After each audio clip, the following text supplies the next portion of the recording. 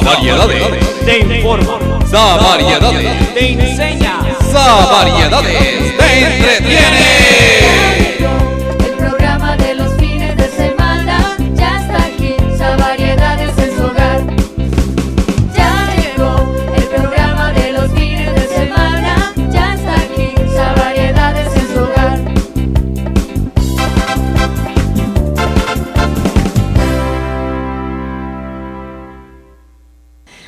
¿Qué tal, amigos y amigas de su programa Variedades? Sean todos bienvenidos y bienvenidas, porque hoy vamos a iniciar nuestra programación con una invitada súper espectacular, y es la hermana Evila Meneses Díaz. Por eso estamos hoy desde la Casa de las Hermanas, aquí en el barrio El Bosque de San Vicente de Chucurí. Bueno, igualmente también les traemos unas decisiones súper importantes y el agradecimiento de antemano a nuestros amigos que continúan sugiriéndonos más personajes a través del 320-864-5314. Muchas gracias a todos nuestros amigos y también al canal de televisión. En el día de hoy nos está acompañando nuestros amigos camarógrafos don Álvaro Rodríguez y don Jaime Martínez, a quien doy mis sinceros agradecimientos. Y desde luego a nuestra gran invitada, la hermana Evila Meneses Díaz. Muchas Bienvenida gracias a su programa de Variedades. Muchas gracias de tenerme en cuenta por ser chucureña. Bueno, desde luego, claro que sí, que por ser chucureña, y no solamente por ser chucureña, sino por ese gran servicio y por esa vocación religiosa, una tradición de más de 60 años, podemos decirlo así, ¿no? Hermoso. Me nació aquí en San Vicente, esa misión, a través de las hermanas que trabajaban en el hospital. Yo no vivía aquí, yo vivía afuera. Pero es chucureña, ¿no? Pero soy chucureña, pero de joven yo me fui con unos tíos a vivir afuera, en el Magdalena, en distintos lugares, y venía a visitar a mi familia, porque aquí tenía mi familia, tenía mis hermanos y tenía mis tíos y mi abuela, que ella fue la que nos crió, porque nosotros quedamos tres. Mi mamá murió de 24 años. Y quedamos tres niños, y mi abuela fue la que nos levantó a los tres, nos crió. Y después, claro, nos repartimos, y yo me fui por allá con unos tíos, y yo las hermanas, yo nunca había visto religiosas ni nada de eso, pero vine a unas vacaciones, y la tía, que era muy piadosa, me llevó a conocer las hermanas que trabajaban en el hospital. No, yo me encanté con esa obra tan linda, con los enfermos, esas hermanas entregadas ahí. ¿De qué congregación eran estas hermanas que de Dominicas de la Presentación. Dominicas. Claro, eran. Y entonces yo todas las vacaciones me las pasé ahí ayudándole a la madre, a la superiora, que ya estaba mayor, y entonces me dijo que por qué no iba por la mañana a ayudarle, porque ya se dio cuenta que me gustaba, ¿no? ¿Y su merced ya tenía conocimientos al respecto sobre enfermería o todavía no? No, todavía no, nada, si yo no era una china. ¿En qué podía ayudar usted con esos enfermos? A darle los remedios, lo que ella me mandaba, a pasarles agüita, a pasarles la comida, a limpiarlos, pero yo de enfermería no sabía nada, si yo era una peladita. Había un llamado, una vocación. Claro, ¿sí? Y ahí me encantó esa obra, pero yo no decía nada. No decía nada, pero la superiora me dijo, ¿por qué no viene todos los días a ayudarme? Y para que vaya aprendiendo enfermería. Pero yo le dije, lo que pasa es que yo no vivo aquí, yo vivo en Barranca, yo tengo que irme porque ya tengo los tíos y bueno. Entonces, se terminó las vacaciones y yo me fui. Pero entonces yo era pensando siempre en venir para ir al hospital, siempre pensando, y en cualquier momento que yo podía, yo me venía. Yo trabajaba ya en el teléfono, y porque tenía una prima que trabajaba en los teléfonos, ella me metió ahí, porque antiguamente uno de cuarto, bachillerato... ¿Era una empresa de teléfono? Sí, una empresa de teléfono, yo trabajaba y hacía turnos. Pero yo, cuando ella me podía reemplazar un fin de semana, yo me venía. Y entonces la superiora me dijo un día, que yo estaba ahí, me dijo, va a venir una superiora de Bogotá, una francesa, viene a visita, y usted podía irse con ella para que aprenda la enfermería. ¿Qué era lo que le atraía tanto de ese servicio con los enfermos? La atención a los enfermos. Ay, sí, la atención y esa dulzura, ese amor con que las hermanas atendían a los enfermos. Y eran las hermanas. Yo no veía a otra persona atendiendo a los enfermos sino las hermanas. No es como ahora, que ahora son empleadas, enfermeras, enfermeros, y no había. Eran las hermanas las que atendían a los enfermos. En todo caso, ella le contó a la superiora que yo quería ser misionera, porque yo le dije, yo quiero ser misionera como ustedes, le dije yo quiero ser, porque yo estas son misioneras, ¿no? Y entonces me dijo, pues vino la superiora y entonces me fui con ella para recibir formación. Me dijo, allá va, en Bogotá va a recibir formación para que pueda ser misionera. Y así me fui. ¿Inicia en Bogotá esta carrera? Tenía 18 años, sí. Entonces ya hay una formación de base, ¿no? Tiene uno que hacer una formación que se llama el noviciado. Después, entonces, cierto tiempo uno profesa ya haciendo los votos de religiosa y todo, y uno está listo para que lo manden a una misión. Sí. Y entonces yo estuve en 2 comunidades de joven en Bogotá. Y de ahí entonces ya a los 3 años uno renovaba el compromiso, los votos, ¿no? Bueno, hermana, usted nos cuenta algo muy bonito. Inicia usted de pronto en esta carrera, pero por el llamado que había al servicio de los enfermos, ¿cierto? Claro, la base fue... Y la parte espiritual también de usted ser religiosa. Claro, sí, mi tía me gustaba mucho venir donde ella también porque era muy piadosa. Y entonces ella... Me levantaba, cuando yo estaba ahí, yo venía y me quedaba donde ella, a las 5 de la mañana me decía, mijita, vamos a misa. A las 5 de la mañana había misa, antiguamente, y nos íbamos para misa. Y los jueves había exposición del Santísimo, y después estaba la Eucaristía y todo eso. Y entonces yo le decía al Señor allá, yo quiero ser misionera. Yo sí le decía, yo quiero ser misionera. Era una vocación que ya nacía desde niña. Sí, me sentía yo como misionera, ya me gustaba. Y a mí ya no me llamaba la atención. Yo tenía un joven allá en Barranca y bueno, uno no tenía otra aspiración sino casarse, ¿no? Entonces yo tenía esa aspiración de casarme porque ¿qué más iba a hacer? Pero entonces ya conociendo esta obra, esta misión, todo eso ya no, para mí no decía. ¿Se olvidó del novio? No, eso no me decía nada. Pobre novio, ¿no? No, decía.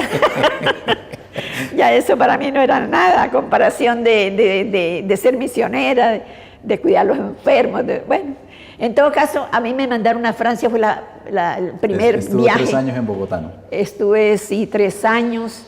Más 5 años, porque uno hace la formación primero y después cuando ya cumple los 3 años de votos, primero hace los votos, a los 5 años de estar en formación, después hace los primeros votos y después entonces ya lo mandan a misiones. Pueden mandarlo ya lejos, ¿no?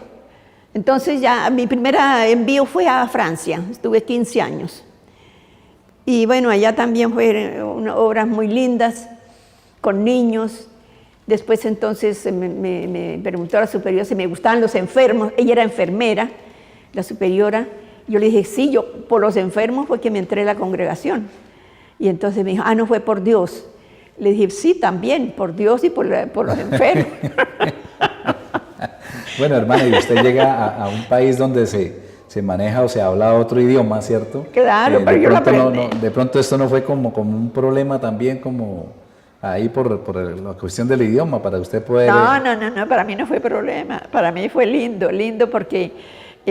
¿Parle français? La primera, oui, je parle français encore, je ne pas oublié.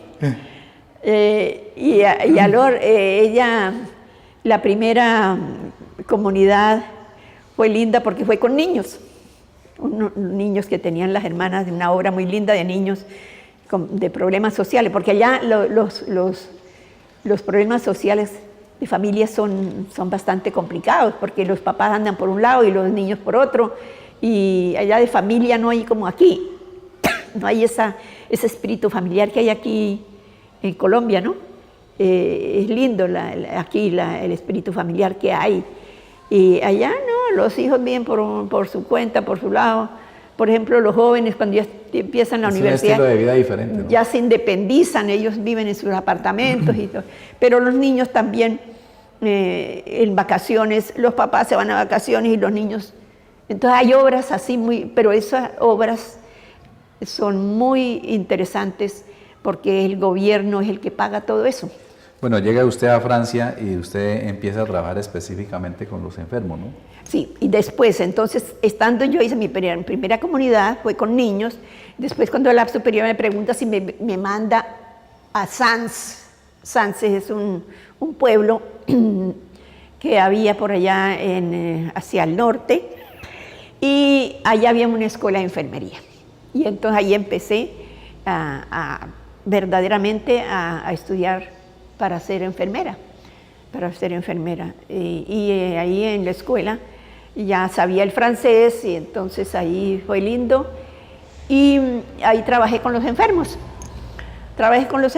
Yo estaba pero feliz con los enfermos, era por turnos.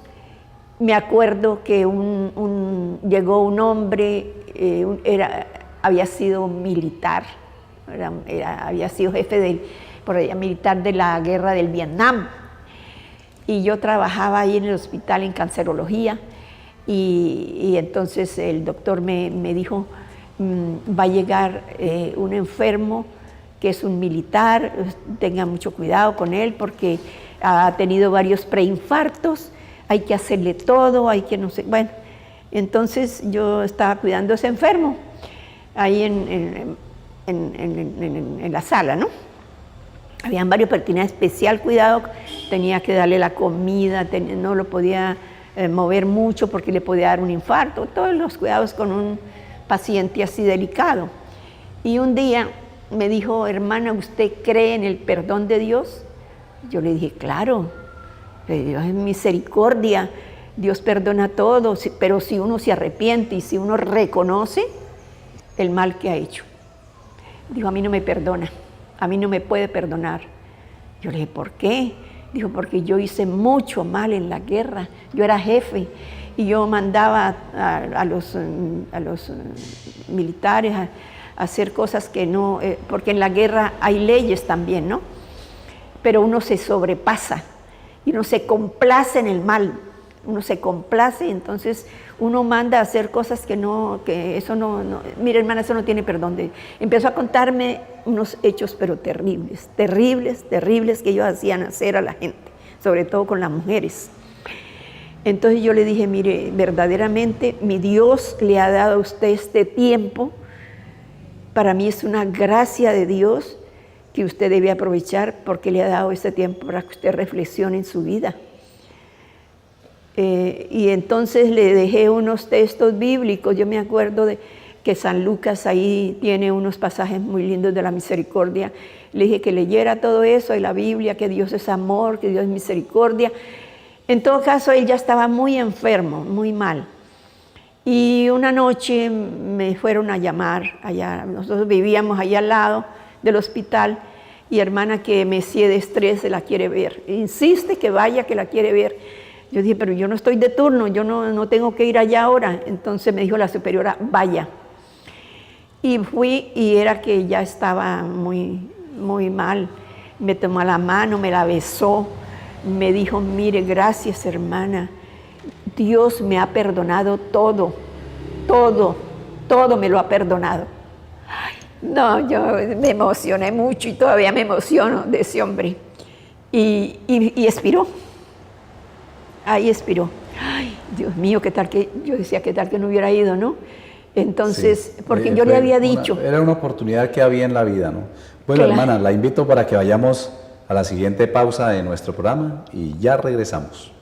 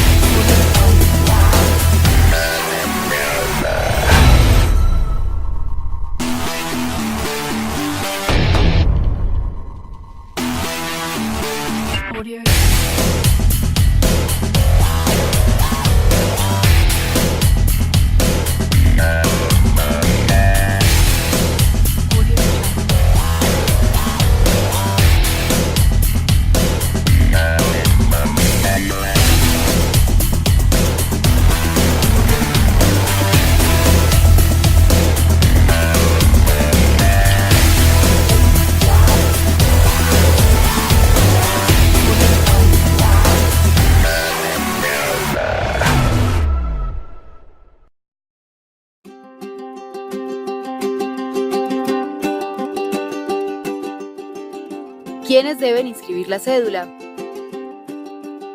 Las personas que cambiaron su lugar de residencia, bien sea el barrio, la ciudad, el departamento o país.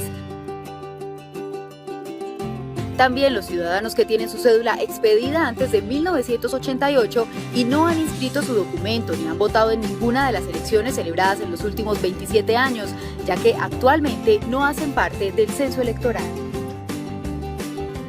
Registraduría Nacional del Estado Civil. La democracia es nuestra huella.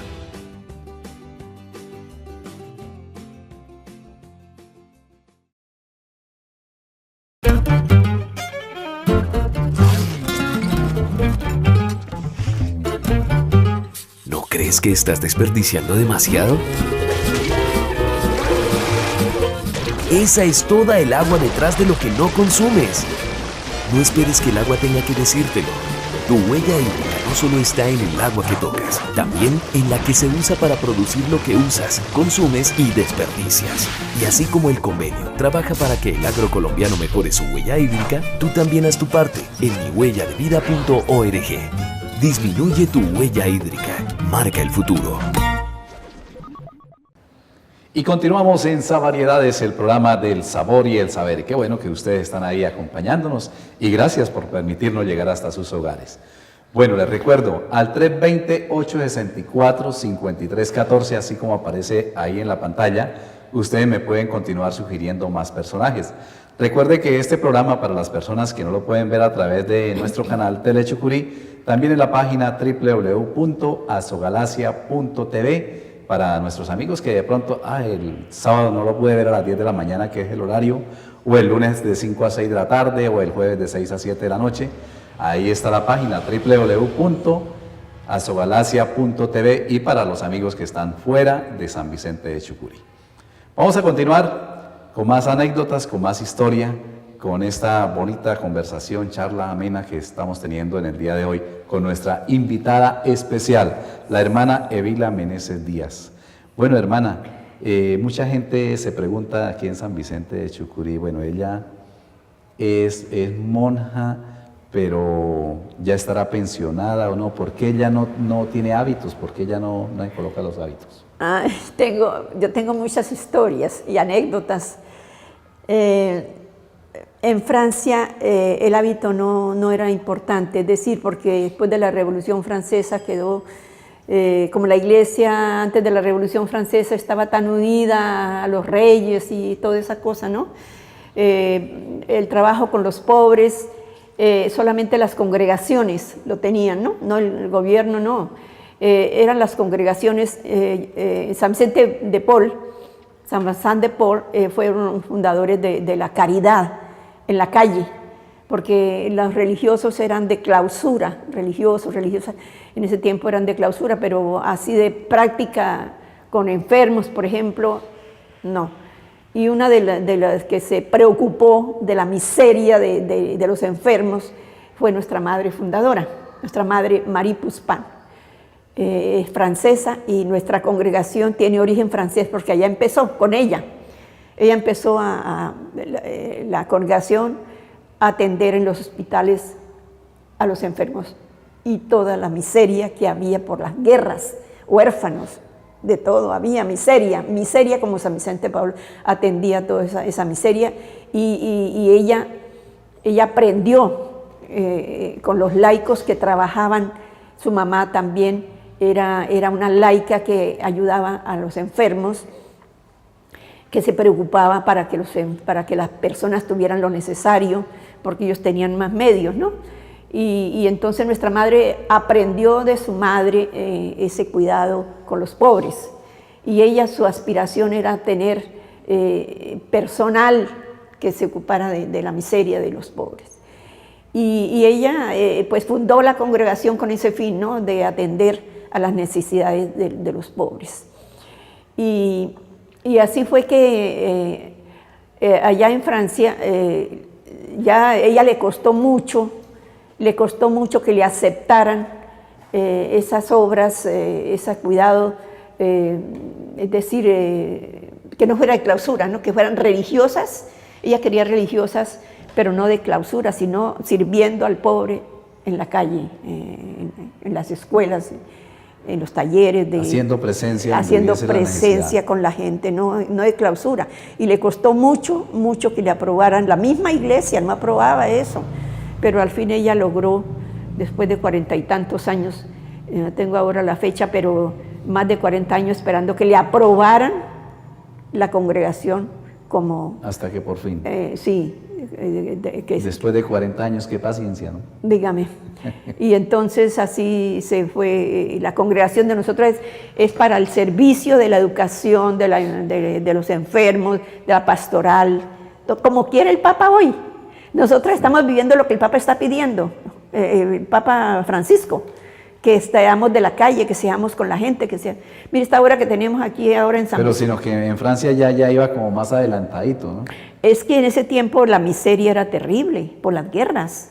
Eran guerras y dejaban mucha miseria, y entonces usted sabe que en todas las épocas hay personas que se sensibilizan, tienen ese corazón sensible para atender al otro.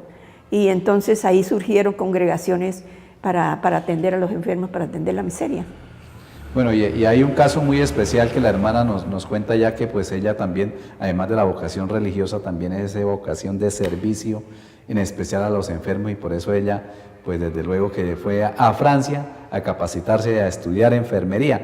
Pero lo bonito de esto es que hay un complemento que es la fe, la creencia en un ser supremo, y a la vez también combinado con la buena medicina, ¿cierto, hermano? Claro, sí, claro, uno tiene que tener, por ejemplo, ese hombre que yo les conté, ¿no? Ese militar. Yo le pedí al Señor que él se reconociera, que pensara que Dios lo podía perdonar y todo, ¿no? Entonces uno como está en contacto con el enfermo, y entonces uno confía en Dios, si es su voluntad que lo cure. Vea, yo le tengo un caso también. Yo después de que me vine de Francia, yo trabajé en el hospital infantil, porque yo después de 15 años... En Bogotá. Sí, me vine y me mandaron, ¿no? Porque uno no se va o se viene, sino que bueno, los superiores lo mandan, trasladan, ¿no? sí. Lo trasladan, y me trasladaron, porque ya hacía tiempo que ya yo no había vuelto a ver mi familia. En ese tiempo no es como ahora, que uno puede ir a visitar a la familia, y allá no, uno se va y hasta que lo manden otra vez.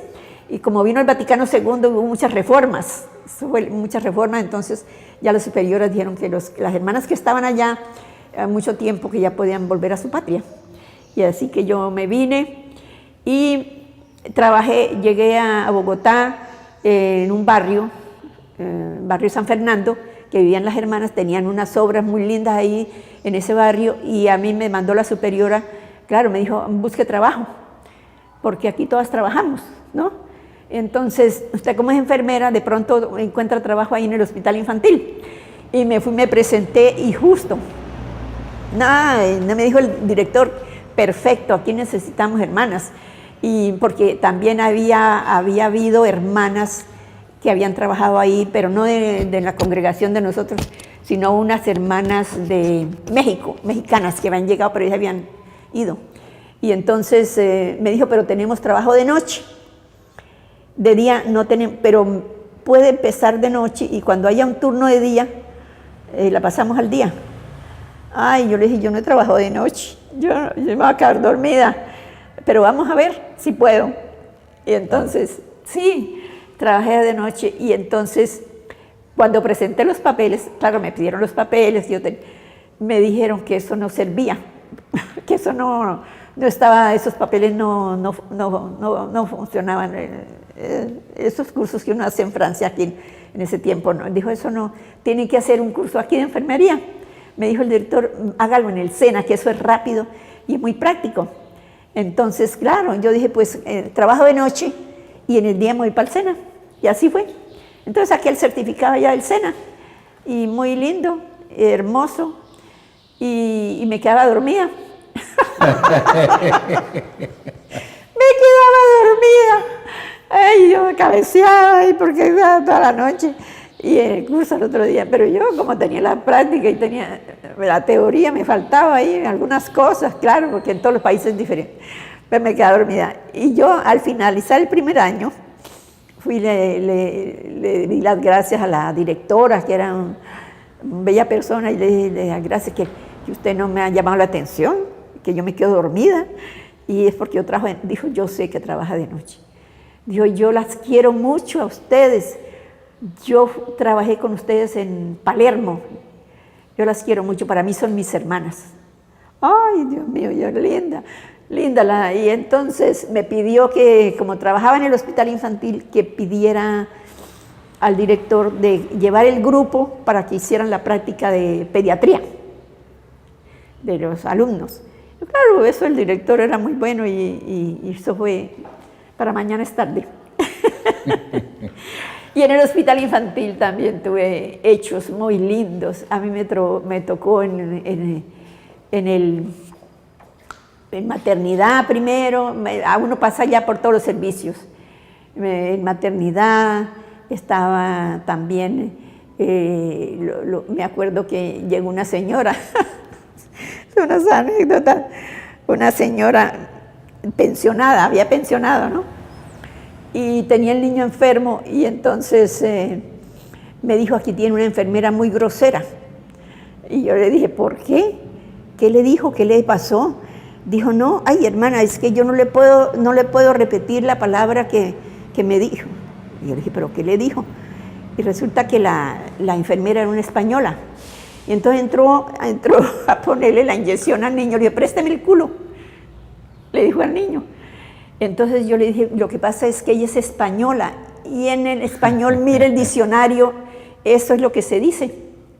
Nosotros decimos nalga, nos decimos... no, como otras palabras inventamos ahí, pero busquen el diccionario, las nalguitas es culo. Y entonces, ay Dios mío, y entonces dijo, ay, voy a buscar el diccionario. Y pues, sí, tiene razón, es que nosotros no sabemos bien el español. Pero cosas así, ¿no? Pero yo estuve también en el servicio de cancerología de los niños.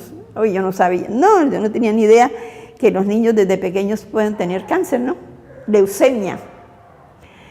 En Francia no era común eso.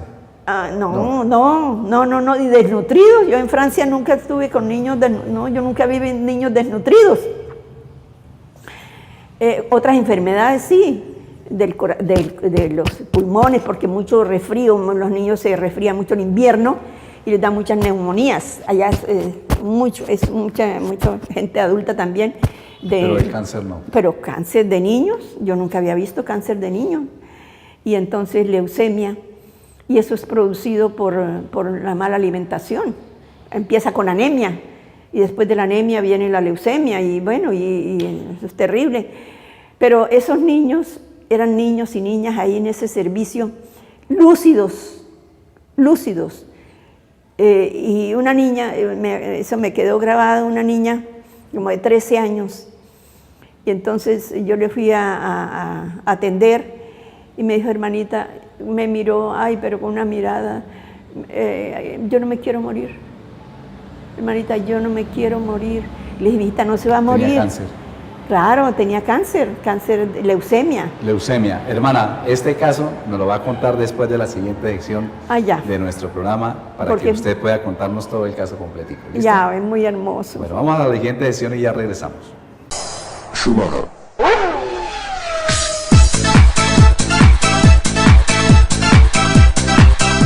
¿Qué tal, amigos? Una vez más en el programa de usted, amigo motociclista Zona de Pix, del programa Sabariedades.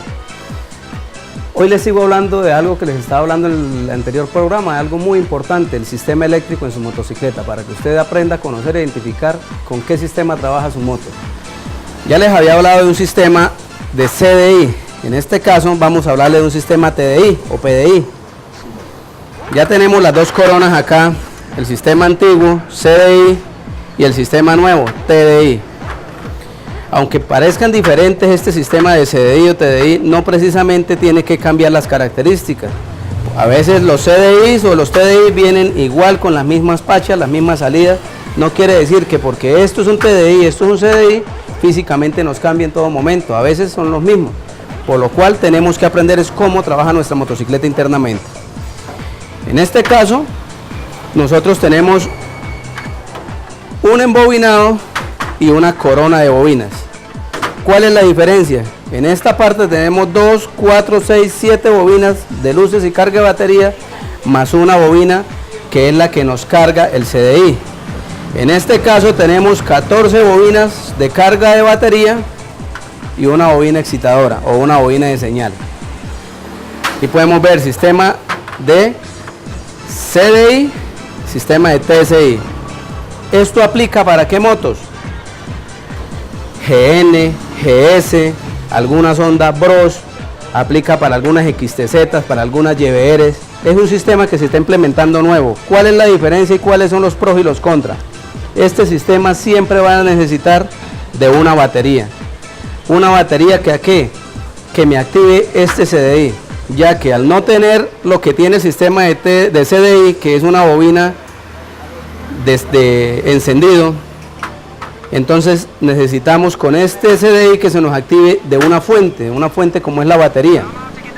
Si no tenemos una batería y si la batería no existe o está descargada, la moto no nos va a encender, vamos a tener problemas, a la que la tengamos en mínimo la moto va a presentar fallas. Entonces, ¿qué pasa? Resulta y pasa que estos sistemas de bobinas los llamamos trifásicos o trifilares, y también estamos acostumbrados a ver, para saber si las bobinas están buenas, probarlas con una chispita. En este caso eso no existe, ya que este núcleo carece de un cable a tierra. Como podemos ver, solamente sale 3 cables vivos y sale el negativo y el positivo de la bobina de pulso. Entonces, si nosotros vamos a probar esto, que nos bote una chispa como en el sistema convencional, no va a existir. ¿Por qué? Porque hasta que no llegue a un transformador que se me va a rectificar, no va a existir una tierra. Por lo tanto, nunca nos va a dar una chispa, jamás. Tenemos que aprender a utilizar este aparatico, este multímetro, para saber si el sistema está bueno o está malo. ¿Cómo sabemos si nos está dando guerra la bobina de encendido, el CDI, que no nos prende? Tenemos que arrancar de donde nace la corriente. La corriente nace acá, pero este núcleo solamente nos va a cargar la batería. Y esta bobina, que es la bobina de pulso, la bobina excitadora, es la encargada de activarnos el CDI para que haya una chispa en la bujía. ¿Cómo lo probamos? Igualmente, cogemos el multímetro en la escala de 200 ohmios. Vamos a hacer una prueba. Buscamos el positivo y el negativo de la bobina de pulso. En este caso no nos marca ninguna medida. ¿Qué quiere decir? Que 200 ohmios no son suficientes para probar, tenemos que pasar a la escala de kiloohmios. En la escala de kiloohmios nos marca 254, nos está marcando casi el doble que nos marcaba este sistema convencional, que nos marcaba 150. ¿Por qué? ¿Por qué se tiene que elevar tanto? Porque la excitación de este CDI es mucho más alta, entonces necesitamos que pasen más pulso por la bobina para que este CDI se me excite. Cosa diferente de esta, que se me excita es con esta bobina de encendido. Entonces ahí tenemos la prueba, 254 ohmios, quiere decir que esta corona está en perfectas condiciones. Entonces, si la motocicleta nos está dando unas medidas perfectas, quiere decir de que el daño no está en la corona de bobinas, ni está en la bobina de encendido. El daño puede estar en que simplemente la batería puede tener quemado el fusible, puede haber un cable roto, o simplemente el CDI, la unidad de CDI nos sacó la mano, o puede haber una parte del switch que no nos esté devolviendo la corriente. Pero lo más importante y lo que necesitamos nosotros aprender es a manejar un multímetro para poder tomar medidas, ya que de esa manera nosotros siempre vamos a ir a la fija con el cliente para saber qué repuesto le vamos a hacer cambiar, porque de lo contrario vamos a empezar a adivinar y hacerle gastos ineficientes a nuestros clientes, y eso es lo que tratamos de evitar en nuestro taller. Les recuerdo, amigos, que estamos en la calle 15, número 1446, prestos a informarles y irles enseñando día a día cómo trabajar su motocicleta internamente. Recuerde que somos punto autorizado de AKT para las personas que tengan ese tipo de motocicletas. Estamos prestos para prestarle la mejor asesoría.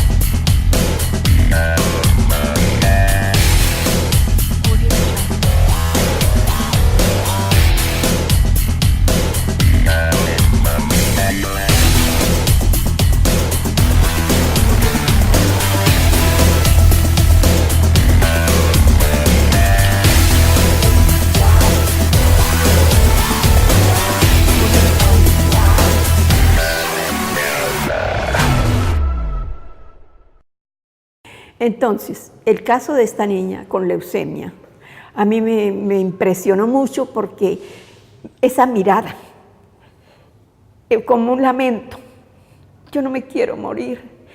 Entonces mi hijita no se va a morir todavía, no, todos tenemos que morir, todos vamos a morir, pero tú no te vas a morir todavía, ¿no? Tú, mira, vamos a pedirle al Señor que te dé la fuerza para llevar esta enfermedad, pero no te vas a morir todavía. Entonces te van a poner los remedios. Había un remedio muy, muy caro que venía de Estados Unidos en ese tiempo, Oncovin, y había que colocarlo de muy mínima cantidad en la destroza, ¿no? En el suero. Y entonces cada vez que yo le colocaba el suero, yo le decía, mira, mijita, este remedio te va a curar. Y entonces, pero la niña era con una alegría, como que ella quería vivir, ¿no? Ella quería vivir, pero yo esos niños ahí, yo no los veía tristes, no los veía tristes, pero sobre esa niña me llamó mucho la atención. Bueno, en todo caso, ese es un hecho.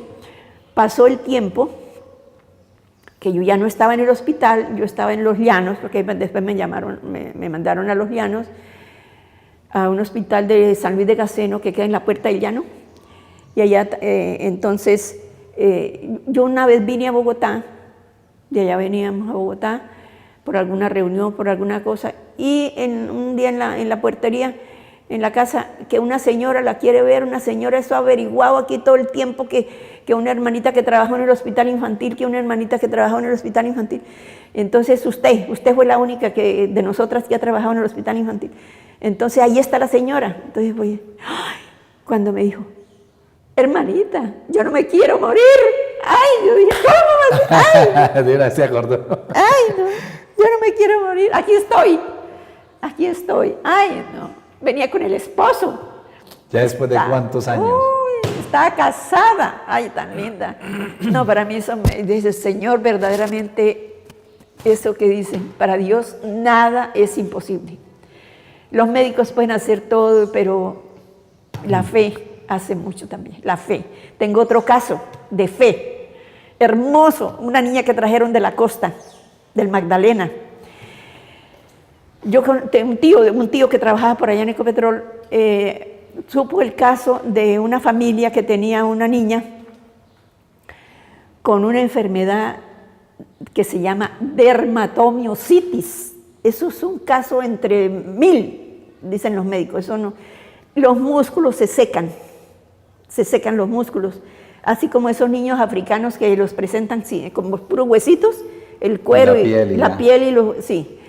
Y entonces esa niña sin pelo, tenía 13 años, 13, 14 años debía tener, la trajeron de la costa. Entonces el tío le dijo a ese familiar que la llevara al hospital infantil que había allá. Él conocía una familiar que trabajaba allá y que había médicos muy buenos, pediatras, que la llevara.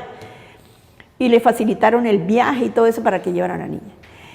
En todo caso, llevaron la niña, flaquita. A mí me impresionó mucho esa niña ahí. No era leucemia. Yo le dije al doctor, ¿qué es lo que tiene esa niña? Eso ya examinamos todo y le hicimos todo. Tiene dermatomiositis. ¿Y eso qué es? Le dijo, no, eso es entre 1000 casos. Eso son los músculos que no se secan. Tan raro. Y entonces la niña estaba ahí, no comía, y los médicos empezaron a hacerle tratamiento.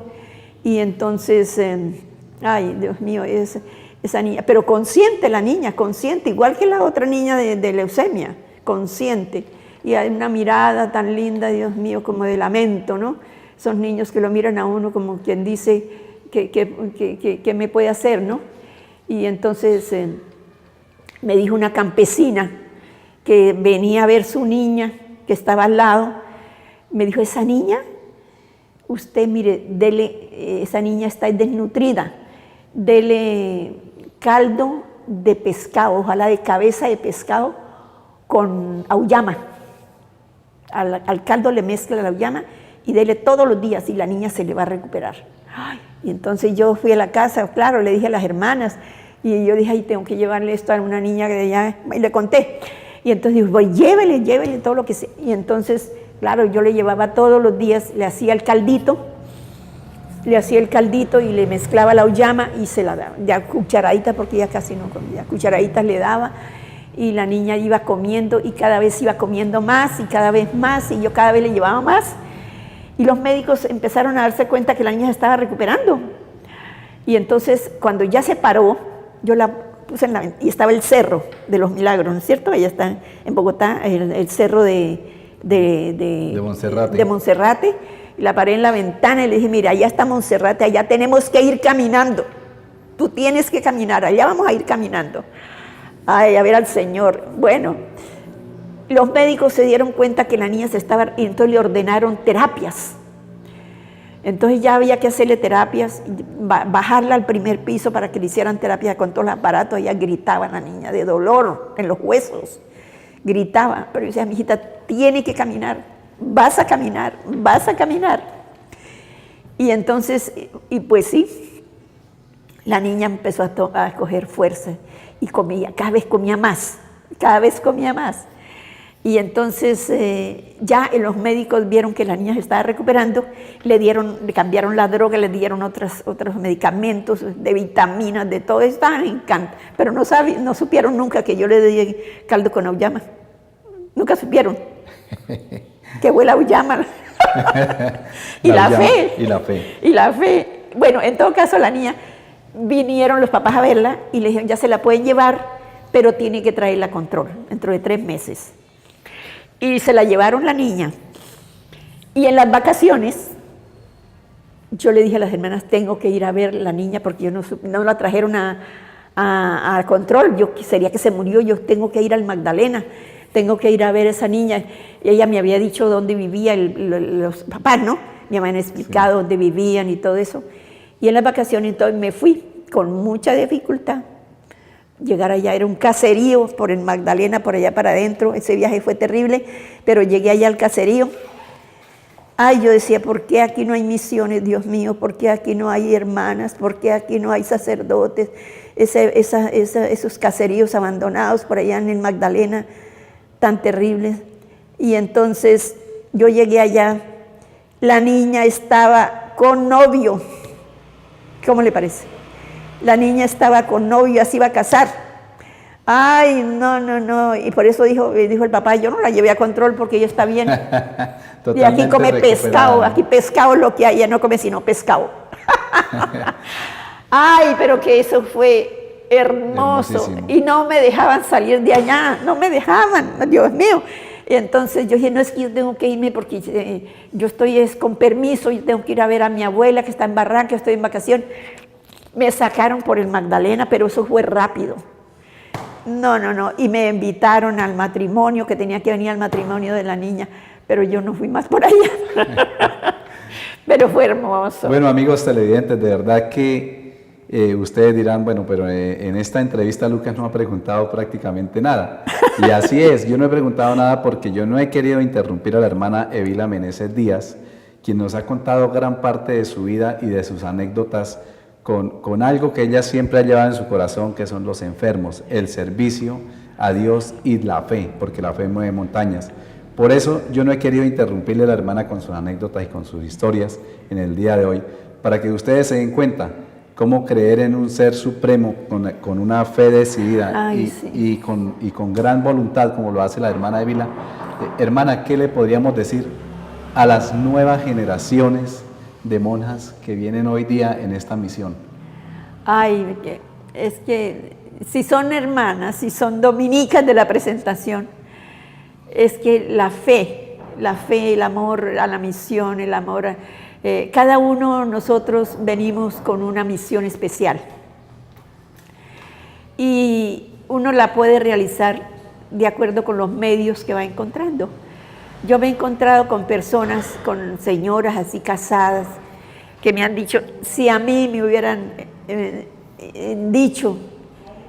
hablado de la vida religiosa, yo hubiera sido religiosa, yo hubiera sido misionera, pero a mí nadie me habló. Y yo fui misionera porque las hermanas fueron las que me entrenaron a eso, porque si no yo me hubiera casado, claro. Pero se entonces, presenta la oportunidad, ¿no? sí, los medios que uno encuentra en su vida hay que aprovecharlos, si una joven... ¿Considera más que fue un llamado de Dios? Un llamado de Dios, sí. Dios es el que llama. Dios es el que llama y Dios es el que da los medios. Y si hay una joven que siente esa inclinación por hacer el bien, por ser misionero, entonces Dios le da los medios y uno se abre a esos medios y ya, y puede realizar la misión. Porque uno, vean, ¿no? Hay médicos, hay unos que son con vocación de la medicina, ¿no es cierto? Tienen vocación de luchar por la vida. Yo con un médico en el hospital infantil, cuando traían esos niños desnutridos de los barrios, yo me acuerdo, le dije a un pediatra, le dije, ay, ¿por qué no lo dejamos morir? Porque lo traían, ¿no?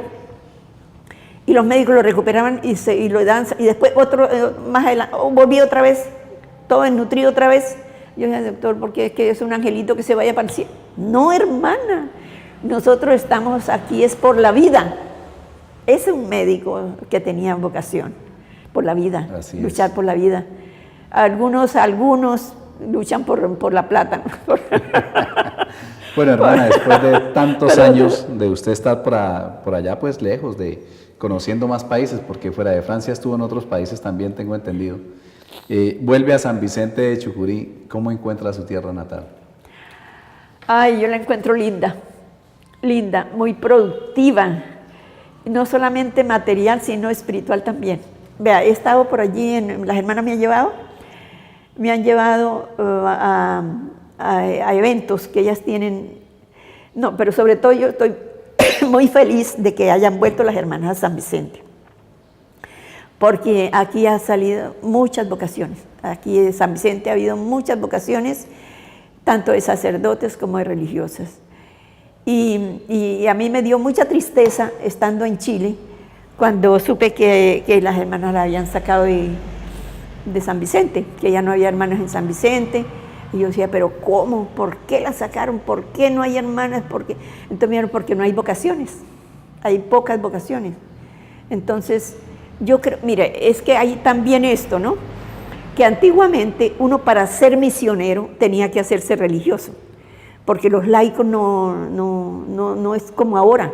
Ahora hay laicos consagrados, laicos que hacen muchas obras buenas y todo, pero antiguamente si uno quería hacer una obra buena tenía que ser religioso, sí, y se iba de religioso, se iba de misionero, pero ahora hay laicos que hacen misiones. Yo, por ejemplo, en Chile y en Argentina había laicos comprometidos con las misiones, con líderes en las comunidades hermosas.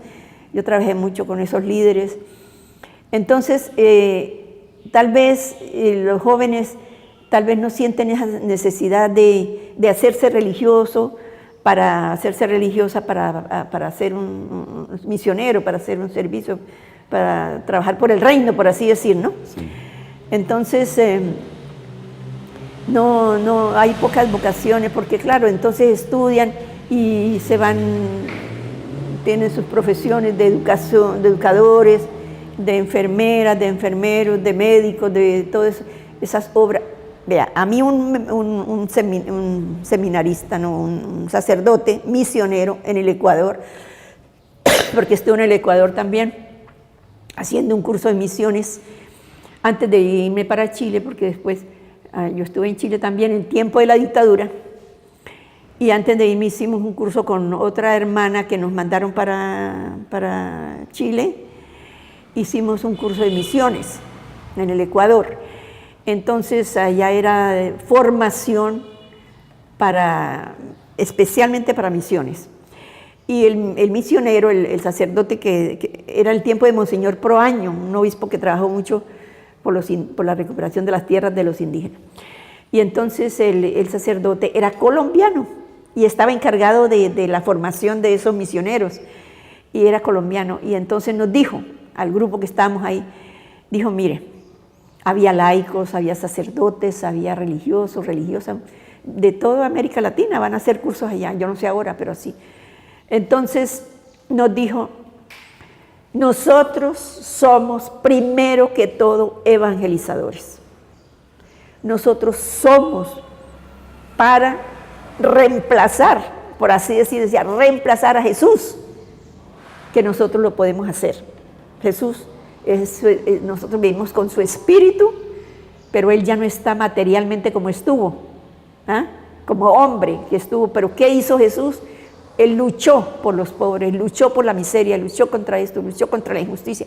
Él quiso la libertad para todos. Bueno, nos explicó todo lo que hacía Jesús. Pero Jesús somos nosotros hoy.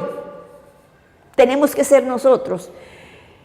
La educación, la salud es responsabilidad de los gobiernos.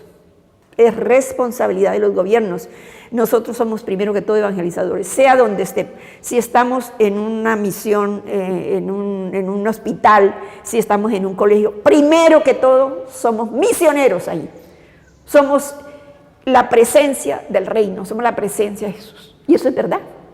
Y eso es verdad.